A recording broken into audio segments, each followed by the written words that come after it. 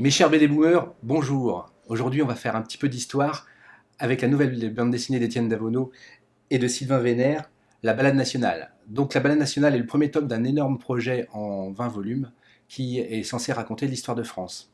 Alors, évidemment, l'histoire de France en bande dessinée, c'est pas nouveau, vous me direz, hein. On a ça depuis au moins les années 50 avec les belles histoires de l'oncle Paul chez Dupuis, dans le journal de Spirou.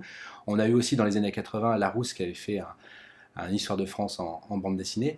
Là, on va faire quelque chose d'un petit peu plus différent, de quelque chose de plus intelligent, une nouvelle façon d'aborder l'histoire. Dans le premier tome de la Balade nationale, on va suivre des personnages historiques tels que Molière, Marie Curie, Jeanne d'Arc, le général Dumas, père d'Alexandre Dumas, et Jules Michelet, qui vont essayer de nous expliquer les origines de la France. Alors c'est assez complexe, les origines de la France. On va revenir en fait sur plein d'idées reçues que l'on a encore, qu'on a appris quand on était jeune à l'école, et va démolir quelques mythes.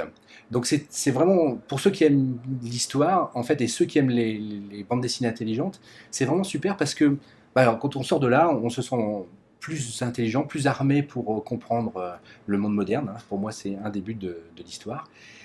Et puis, ben voilà, on aura balayé un peu devant notre porte de ces légendes qui glorifient notre beau pays.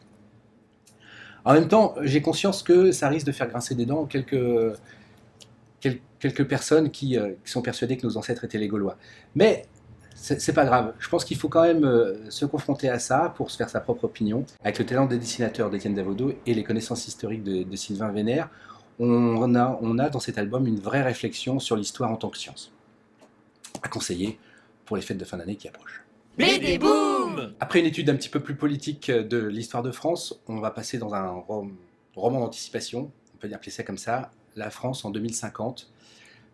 Une femme est président, le pays a basculé petit à petit vers une sorte de dictature, donc toute ressemblance avec des événements qui ont eu lieu ou qui pourraient avoir lieu, à mon avis, sont une pure coïncidence.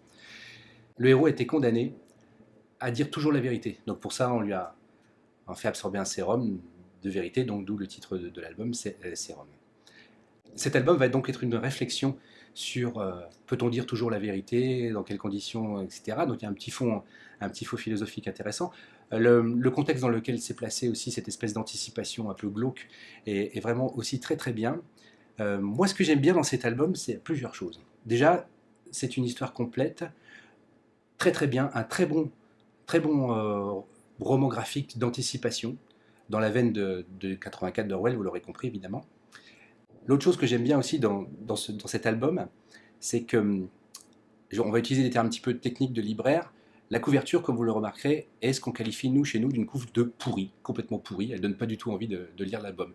Donc ça justifie notre rôle à nous d'extraire la substantifique moelle parmi l'ensemble des sorties qui arrivent, et de trouver la petite perle et de vous la proposer, même si l'habillage est vraiment pas sympa et donne pas envie.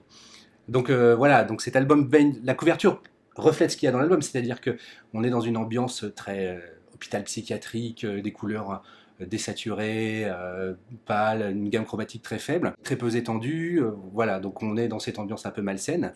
Donc voilà, ça c'est vraiment, un bel album pour les libraires qui font bien leur métier et qui sont capables de le proposer à tout un tas de gens.